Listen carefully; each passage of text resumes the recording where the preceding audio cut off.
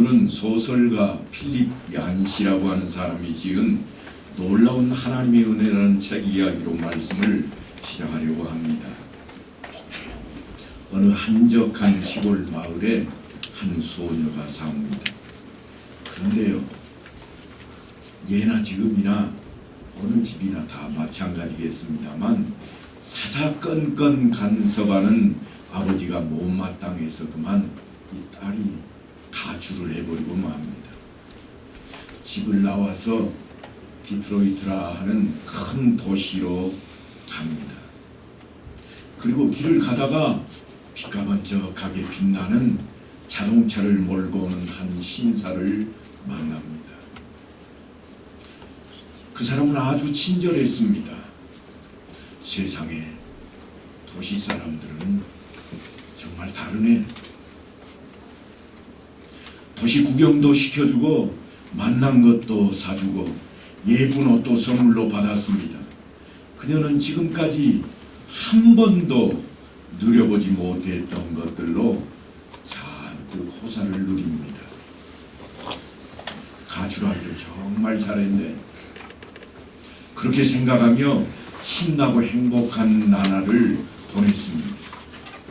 날마다 먹고 놀고 즐겼습니다. 옛날에 광고에 그런 거 있었잖아요. 즐거운 파티, 그 다음에 뭐죠? 행복한 나날, 행복한 시간, 이런 게 있었는데요. 꼭 그 모습이었습니다. 그런데 그 소녀가 만난 그 남자가 누구였을까요? 그는 다름 아닌 인신매매범이었습니다. 소녀는 마약과 매춘으로 1년도 안 돼서 몸은 망가질 대로 망가졌고 병마저 얻게 되었습니다.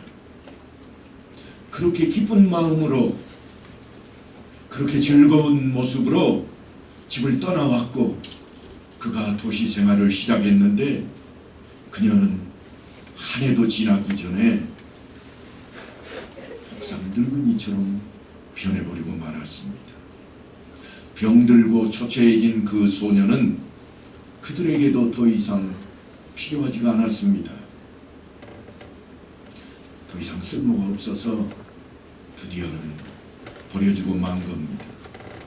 날은 춥고 배는 고프고 굶주린 배를 움켜쥐고 길거리를 방황하던 그 소녀의 입에서 신음소리가 흘러나옵니다. 하나님, 내가 어쩌다가 이렇게 됐을까? 우리 집에 있는 개도 나보다는 낫겠네. 그래서 용기를 내서 집에다가 전화를 합니다. 하지만 전화를 받아주지를 않습니다. 걸고 또 걸고 며칠을 전화를 해도 집에서 전화를 아무도 받지를 않습니다. 드디어 그녀는 자동 응답기에다가 자기 음성을 남깁니다. 아빠, 엄마, 나 집에 가고 싶어요. 오늘 자정쯤에 마을을 지나가는 시외버스를 탈 거예요. 하지만 차 안에서 밖을 내다보다가 아빠, 엄마 얼굴이 안 보이면 그냥 그 버스 타고 지나갈게요. 그렇게 버스에 몸을 싣고 집으로 가는 7시간 동안 온갖 근심과 상념에 몸서리쳐야 했습니다. 나와 계실까? 뭐라고 말을 해야 하지? 두렵고 떨리는 마음을 진정시키며 창밖을 보니 드디어 익숙한 모습의 길이 보이고 얼마 후면 자신이 살던 마을 앞을 이 차가 지나갈 겁니다. 자기도 모르게 손거울을 꺼내 들고 얼굴을 다시 만져보고 그러면서 변해버린 자신의 얼굴을 쳐다보고 있습니다. 그때 버스 기사님이 큰 소리로 외칩니다. 이 시골의 한밤중에 뭔 일이요? 그래서 앞쪽을 내다봤더니 저만치 환하게 밝은 불이 켜져 있는 한 동네가 보이는데 사람들이 북적북적합니다. 버스는 이내 대낮같이 밝혀진 그 마을 앞에 도착했습니다. 그리고 소녀는 전혀 생각지도 못한 광경을 목도하게 됩니다. 환하게 밝혀진 마을 앞에 현수막이 붙어 있습니다. 쪼무레기 환영한다. 쪼무레기라는 이름은 아무도 모릅니다. 누구만 아는가? 외할머니가 자기를 부르는 이름입니다. 우리 쪼무레기 왔니? 이게 어려서 외할머니한테 들었던 소리인데 현수막의 이름이 대문짝만하게 붙어 있습니다.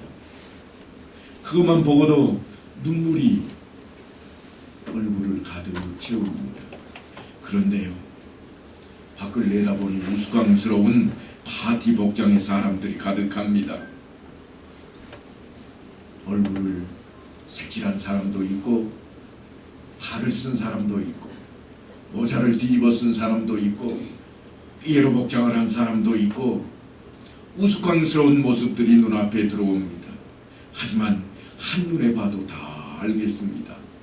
저기는 아빠, 엄마, 저기는 내 형제 자매들, 삼촌과 고모, 사촌들, 할머니와 증조할머니, 외할머니, 이모할머니까지 무려 40여 명이나 되는 일가 친척이 다 나와 있습니다. 그리고 소녀가 차에서 내리자마자 요란스럽게 나팔을 불며 환호성을 지릅니다. 온 동네가 시끌벅적합니다. 그것도 한밤중인데 말입니다.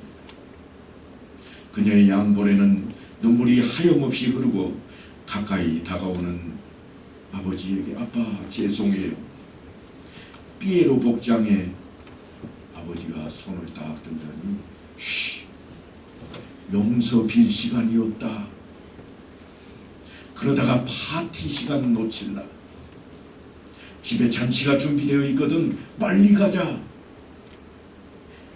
이 이야기는요 실제 상황이 아닙니다. 20세기 탕자의 비유라 그렇게 불려지고 있습니다만 필립 얀시가 쓴 소설 이야기입니다.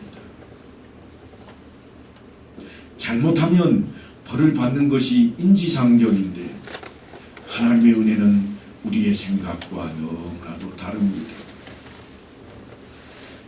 베데스다 연못에서 38년 된 병자 한 사람만 치료받은 것처럼 지극히 개인적입니다. 하나님의 사랑을 혹시 출애굽기를 보면서 민족적이라고 생각하시면 안 됩니다.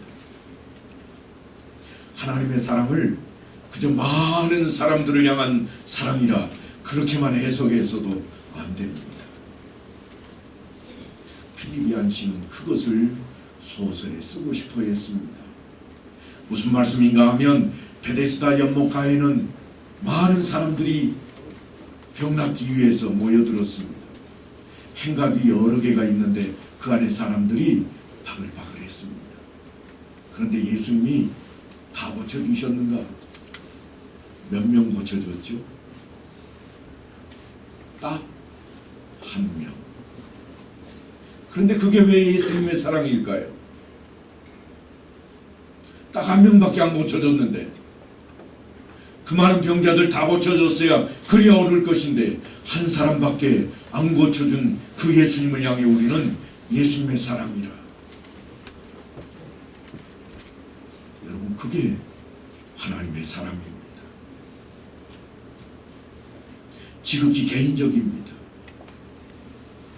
내 아버지에게는 양식이 풍족한 품꾼이 얼마나 많은가 그렇게 말했던 탕자나 우리 집에 있는 개도 나보다 낫겠다고 말했던 이 소녀의 의도는 전혀 훌륭한 것이 아닙니다. 이들에게 집으로 돌아가는 것 말고는 다른 방도가 없는 아주 가련하고 누추하기 짝이 없는 그런 생각입니다. 야 생각 잘했다. 기특하다. 그런 이야기가 아닙니다. 어쩔 수 없어서 죽었다고 복창하는 겁니다.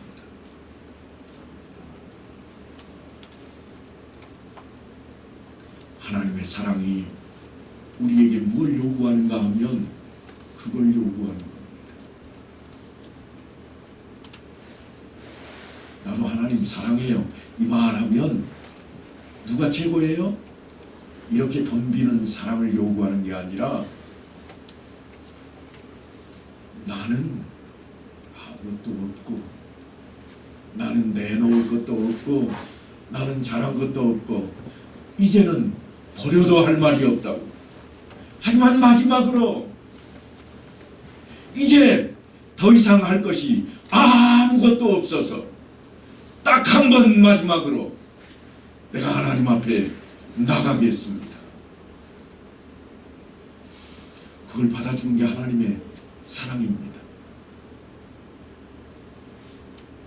그래서 아버지는 버선발로 나오고 두 팔을 벌려 받아들입니다. 이게 탕자의 비유입니다. 이미 용서가 주어졌습니다. 받아들이는 정도가 아니라 심히 기뻐하고 있고 잔치까지 배설하고 있습니다. 오늘 우리가 읽은 본문은 하나님의 은혜에 대한 신비와 그 안에 참여하는 것을 보여주고 있습니다. 전에 성경 말씀에 그 단락을 구분하는 법을 배웠던 적이 있는데요. 뭐였죠? 단락 구분하는 게 뭐였나요? 다 잊었어요? 한번 따라서 합시다. 동그라미. 성경에 동그라미는 다른 데는 없고요. 단락 구분하는 데마다 동그라미 하나씩 딱 붙여놓았습니다. 그래서 오늘 본문이 있는 그 단락의 시작은 어디로 가야 되는가 하면 쭉 따라서 동그라미 있는 데까지 가야 되는 거예요. 동그라미 있는 데로 가서 한번 첫 말씀이 뭔가 같이 한번 읽어 보십시다. 시작. 내가 다시 한번 시작합니다. 시작. 내가 진실로 너희에게 이르노니. 그렇게 주님께서 분위기를 조성하고 있습니다. 그리고는 거침없이 5장이 끝날 때까지 길게 장황한 말씀을 이어갑니다. 그 내용이 뭔가 하면 바리새인들이 왜 안식일 규정을 어기며 병자를 고치고 하나님 행세를 하느냐고 따지는 비판하는 그것에 대한 답변입니다. 그래서 하시는 말씀이 뭔가 하면 아들이 아버지께서 하시는 일을 보지 않고는 아무것도 스스로 할 수 없나니 아버지께서 행하시는 그것을 아들도 그와 같이 행하였느니라 그랬고, 아버지께서 죽은 자들을 일으켜 살리심같이 아들도 자기가 원하는 자들을 살리느니라. 그리고 말씀을 이어가는데 뭐라고 그러는가 하면 아버지께서 아무도 심판하지 아니하시고 심판을 다 아들에게 맡기셨다. 그럼 이렇게 말씀하시는 건 뭔가 하면 아들이 아버지 보고 배우지 않았겠느냐, 아들이 아버지가 시키는 대로 하지 않겠느냐. 실제로 유대인들은 그렇게 배워왔습니다. 지금 주님과 함께하고 있는 이 유대의 많은 사람들은 그렇게 살아왔습니다. 그런데 놀라운 것은 예수님께서 지금 하나님을 뭐라고 부르고 있는가 하면 아버지라 그렇게 부르고 있습니다.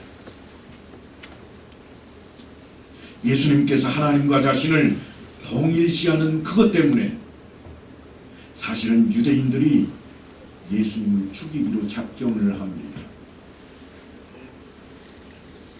유대인들이 이로 말미암아 더욱 예수를 죽이고자 하니 이는 안식일을 금할 뿐만 아니라 하나님을 자기의 친아버지라 하여 자기를 하나님과 동등으로 삼으심이니라.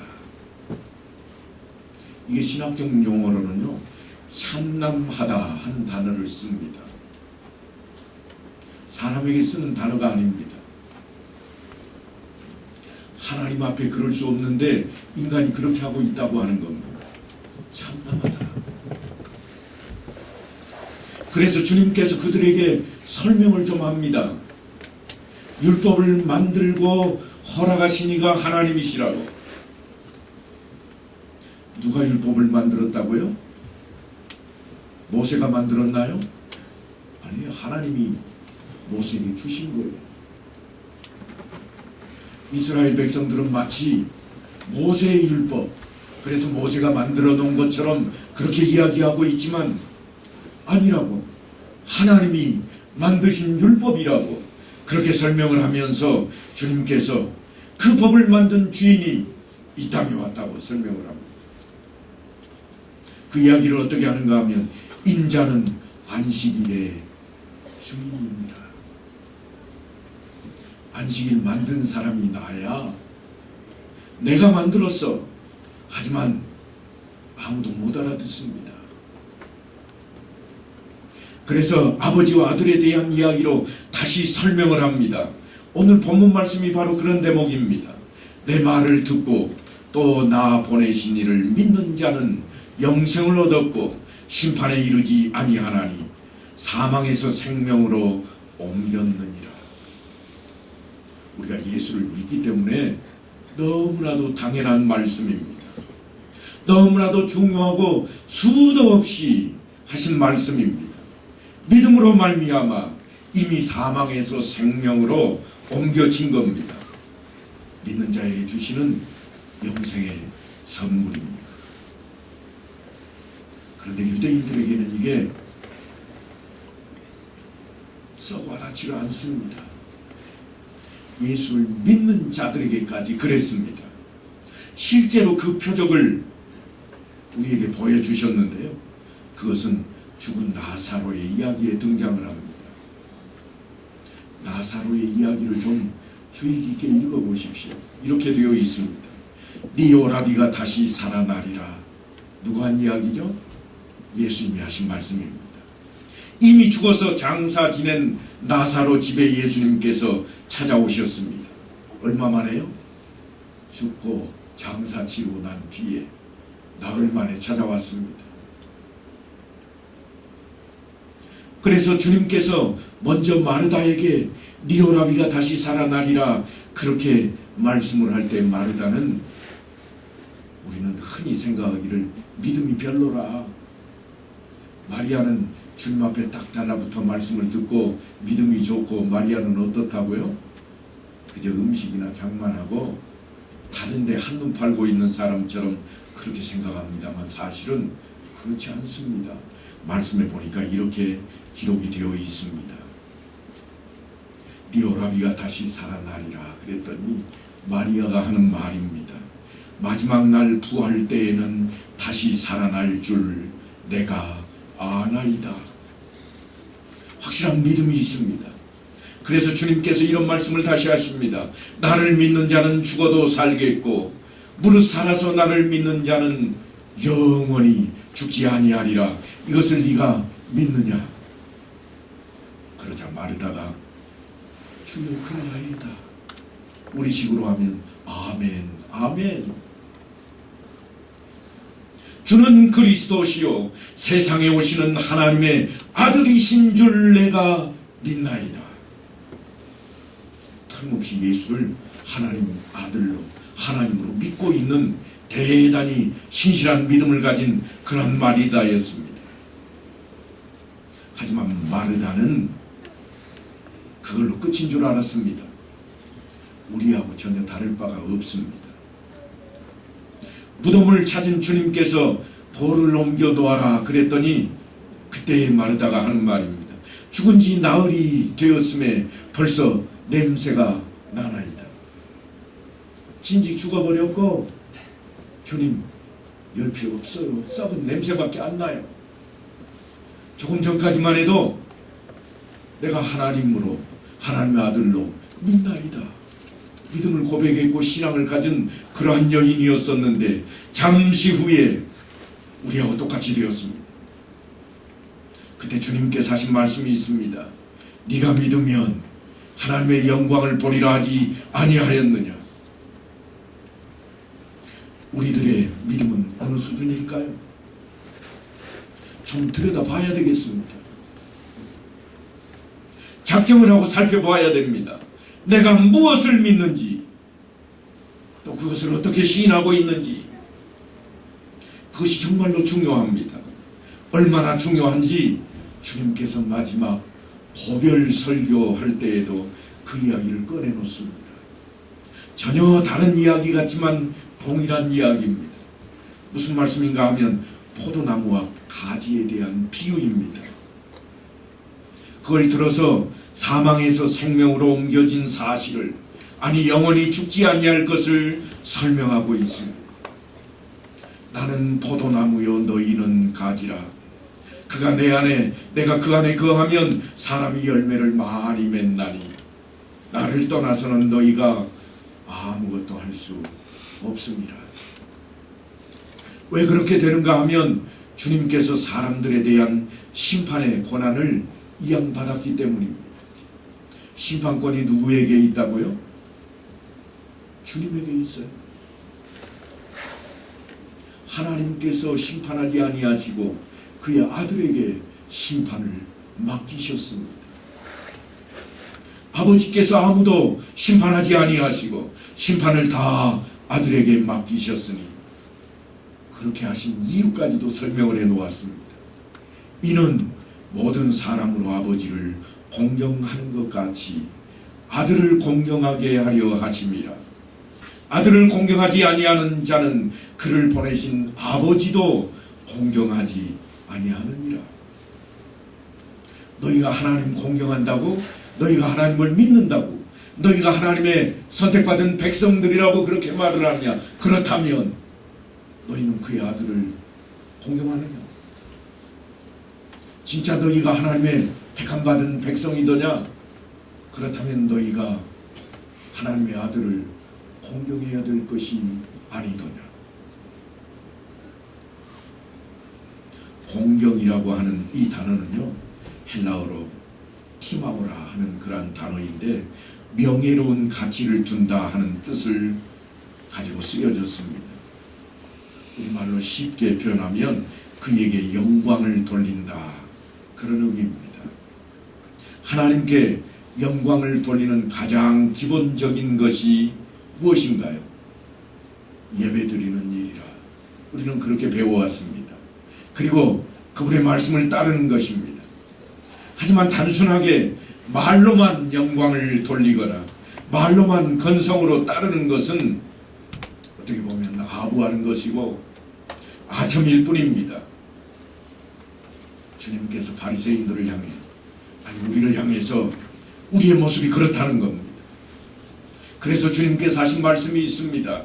나더러 주여 주여 하는 자마다 다 천국에 들어갈 것이 아니요 다만 하늘에 계신 내 아버지의 뜻대로 행하는 자라야 들어가리라. 나 예수 믿습니다. 기도도 합니다. 주님. 그런데 주님께서 하시는 말씀이 주여 주여 하는 자마다, 주라고 부른다고, 하나님을 믿는다고, 아니 설문조사에 나는 기독교라고 동그라미 크게 친다고 해서 이것이 예수 믿는 표식이 되는가? 그렇지 않다는 말씀을 지금 하고 있습니다.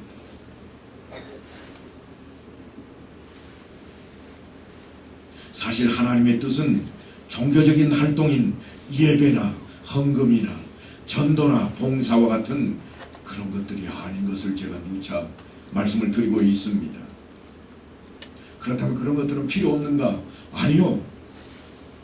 신앙적인 활동은 하나님의 은혜에 감사해서 하나님 앞에 나서는 우리들의 신앙의 표시입니다.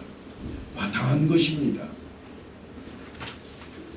그것이 믿음의 본질이 아니라, 믿음의 본질은 어디에 있는가 하면 예수 그리스도에 있습니다.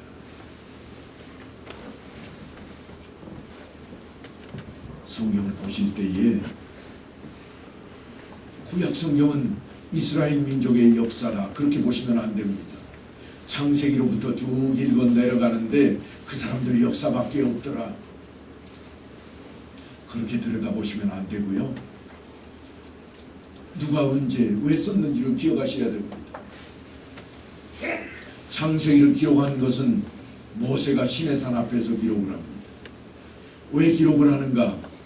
하나님을 모르는 백성들, 애국 땅에서 건져낸 그 하나님, 일찍이 세상을 창조하셨고 타락해버린 인생이지만 아브라함을 통해서 다시금 하나님과 친밀해지도록 만드셨던 그 하나님을 설명하기 위해서 누구에게요? 이스라엘 백성들에게 설명하기 위해서. 그래서 이스라엘 이야기가 쓰여진 겁니다. 여러분, 설날이 지났는데 설날 어르신들 찾아뵙고 세배를 드리면 수염기주막한 할아버지가 무슨 이야기예요? 족보를 꺼내놓고 족보 이야기합니다. 누구한테요? 우리에게요? 아니요. 자기 손주에게. 다른 사람들에게 그 이야기하지 않습니다. 자기 손주에게 우리는 뿌리가 여기고 이렇게 해서 네가 지금 있다.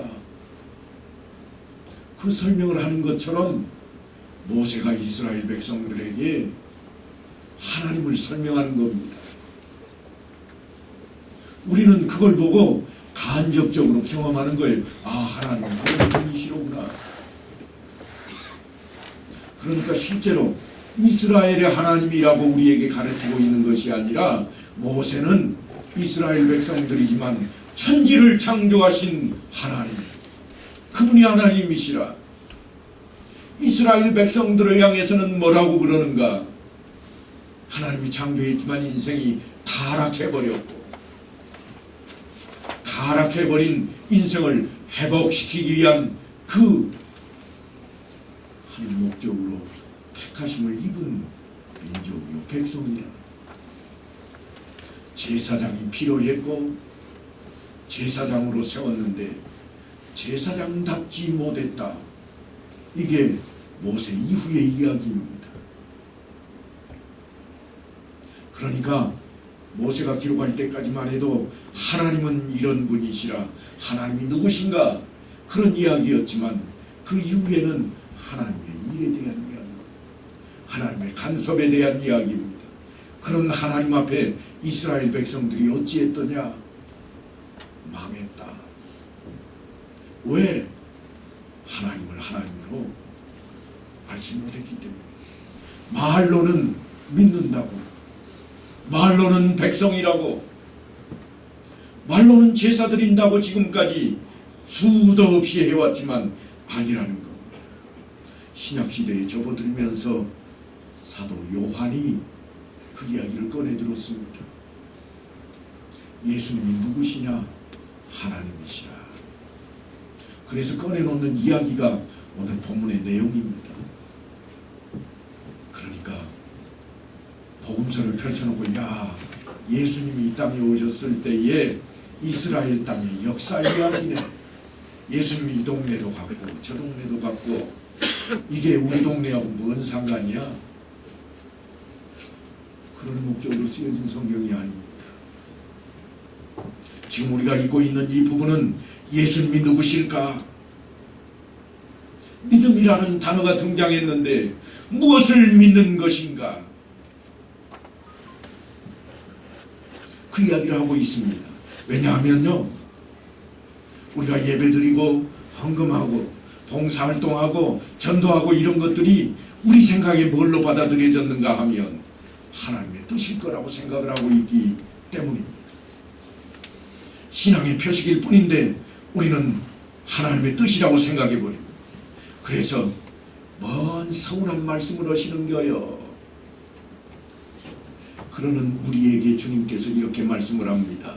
우리가 주의 이름으로 선지자 노릇하며 주의 이름으로 귀신을 쫓아내며 주의 이름으로 많은 권능을 행하지 아니하였나이까. 우리 예수 이름으로 기도했습니다.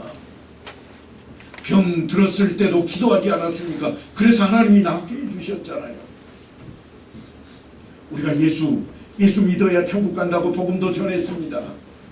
마을마다 돌아다녔고 어린아이들까지 손에 손잡고 예수 믿으면 천국, 안 믿으면 지옥이라고 외치고 다녔습니다. 그렇게 따지고 들 거라. 이게 예수님의 말씀입니다. 그렇게 따지고 들 거라. 그때 주님께서 아주 단호하게 이렇게 답변하시겠다고 말씀을 합니다.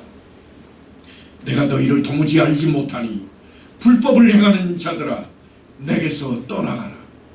아니 내가 지질이 예수를 믿었고 예수도 전했고 예수 믿는다고 살아왔는데 이게 무슨 말씀입니까? 그렇다면 진정 하나님의 뜻은 무엇일까요? 우리에게 무엇을 요구하는 걸까요? 사도 바울 이야기를 좀 들어봐야 되겠습니다. 사도 바울은 이것이 그리스도 예수 안에서 너희를 향하신 하나님의 뜻이니라 그렇게 말씀한 거 기억할 겁니다. 그게 뭐였죠? 우리가 너무나도 잘 알고 있는 말씀입니다. 항상 기뻐하라, 쉬지 말고 기도하라, 범사에 감사하라. 이게 무슨 이야기예요? 일상 속에 있다는 겁니다. 예수 믿는다고 하는 것은 특별히 우리가 무슨 일을 해서 거기에 있는 것이 아니라는 거예요. 나는 예수를 믿기 때문에 특별히 예배를 드린다. 이게 내 믿음이다. 아니라 그것은 은혜 때문에 감사해서 하나님 앞에 우리가 하는 신앙의 표시일 뿐입니다. 그렇다면 하나님의 뜻은 뭔가? 일상 속에 주님 안에 사는 겁니다. 주님 안에 살아야 항상 기뻐할 수 있고, 주님 안에 산다고 하는 것은 쉬지 않고 기도하는 것이고, 주님 안에 있으면 범사, 감사할 수 있는 것입니다. 말씀이 얼마나 중요한지 모릅니다. 하나님의 뜻을 우리가 이제는 분명히 알게 되었습니다. 그런데 사람이 어찌 그렇게 살 수가 있단 말입니까? 항상 기뻐하라고요? 주일날 하루도 온종일 기뻐한다고 하는 것이 쉽지 않습니다. 돌아가다 말고 분을 발할지도 모릅니다. 왜냐하면 하필이면 내가 걷는 발치 앞에 돌멩이가 있어가지고 걸려 넘어지거든. 그럼 뭐라고 그래요? 이놈의 돌멩이 재수없게. 뭐가 없다고요? 재수가 없대. 금방 예배 드릴 때는 하나님, 나의 하나님, 돌아서서는 재수 없어요. 한참 더 나가는 사람도 있습니다. 문수가 없대요. 금방 하나님 믿는다고 예수가 나의 구세주라고 그래놓고 운수 대통을 따지는 게 우리의 모습입니다. 이것 때문에 주님께서 하시는 말씀이에요. 일상 속에 너희가 나와 함께 있어야 된다. 내 안에 있어야 된다는 겁니다. 그것이 사도 바울이 이야기한 하나님의 뜻입니다. 그래서 우리 앞에 이 말씀이 살기 어려워하는 말씀이 얼마나 중요한가? 이지감치 주님이 우리를 다 알아보셨습니다. 니네는 살기 어려워할 거야. 어떻게 세상을 삽니까, 목사님? 목사님도 한번 살아보세요. 그렇다고 제가 죽었나요? 저도 살고 있습니다. 주님이 우리를 잘 아십니다. 그래서 하시는 말씀이 이거예요. 사람으로는 할 수 없으나 하나님으로서는 다 하실 수 있느니라. 우리는 할 수 없습니다. 금방 믿노라고, 그래서 예수께서 사랑하라고 하셨으니 나도 사랑하겠다고 외쳐보지만 얼마 못 가서 죽일 놈 살릴 놈 하고 사나워집니다. 그런데 주님께서 하나님으로서는 다 하실 수 있느니라. 이 무슨 말씀입니까? 네 힘 가지고는 안 된다, 그런 말씀입니다. 사도 바울도 이렇게 이야기합니다. 성령을 소멸하지 말며 예언을 멸시하지 말고 범사에 헤아려 좋은 것을 취하고 악은 어떤 모양이라도 버리라. 분명 우리 힘으로 할 수 없습니다. 하나님의 힘이 필요합니다. 그 힘은요 그냥 오는 것이 아닙니다. 하나님과 함께 할 때 주어지는 겁니다. 그것을 우리는 하나님과의 동행이라 그럽니다. 제가 예전에 요셉 이야기할 때 형통 이야기를 좀 했습니다. 주님께서도 그 말씀을 예고해 주십니다. 보혜사 곧 아버지께서 내 이름으로 보내실 성령, 그가 너희에게 모든 것을 가르치고 내가 너희에게 말한 모든 것을 생각나게 하리라. 그리고 또 약속을 하십니다. 내가 세상 끝날까지 너희와 항상 함께 있으리라. 얼마나 귀중한 약속인지 모릅니다. 그런데요, 주님께서 우리하고 함께 하시는 방식이 뭔가 이걸 놓쳐버리면 안 됩니다. 우리는 주님 오십시오, 오세요 제발 이러는데 주님 함께할 방식을 이렇게 제시하셨습니다. 나는 포도나무요 너희는 가지라. 그가 내 안에 내가 그 안에 거하면 사람이 열매를 많이 맺나니 나를 떠나서는 너희가 아무것도 할 수 없습니다. 내게 오소서 하는 우리를 향해 아니야, 네가 나한테 오. 내게 붙어 있어야 돼. 왜 자꾸 떠나서 나한테 오라고 그러니? 이게 주님의 말씀입니다. 열매를 맺기 위해서는 반드시 포도나무에 붙어있는 가지가 되어야만 합니다. 그런데요, 포도나무 길러보신 분은 아시겠습니다만 놀랍게도 매년마다 농부가 일을 냅니다. 무슨 일을 하죠? 전지작업을 합니다. 매년 합니다. 상하거나 병든 가지는 잘라버립니다. 갈라지거나 메마른 가지도 잘라버립니다. 그래서 주님께서 하시는 말씀이 있습니다. 보라, 네가 나았으니 더 심한 것이 생기지 않게 다시는 죄를 범하지 말라. 고쳐주신 병자에게 하신 말씀입니다. 너 나았어, 이제 끝났어, 그게 아니라 다시는 예전처럼 돌아가지 말라는 겁니다. 물론 베데스다 연못에서 주님을 만나고 병고침 받은 사람에게 하셨던 말씀이지만 가출했던 소녀에게도 또한 이 땅에 살고 있는 우리 모두에게도 동일하게 주시는 말씀입니다. 사랑하는 성도 여러분, 주님께서 나를 인도해 주시기를 원하십니까? 그렇다면 여러분이 주님 안에 거하십시오. 인도하심을 받는 자는 주님의 손을 잡고 있는 자입니다. 주님과 함께하는 자입니다. 우리는 그것을 동행이라 그럽니다.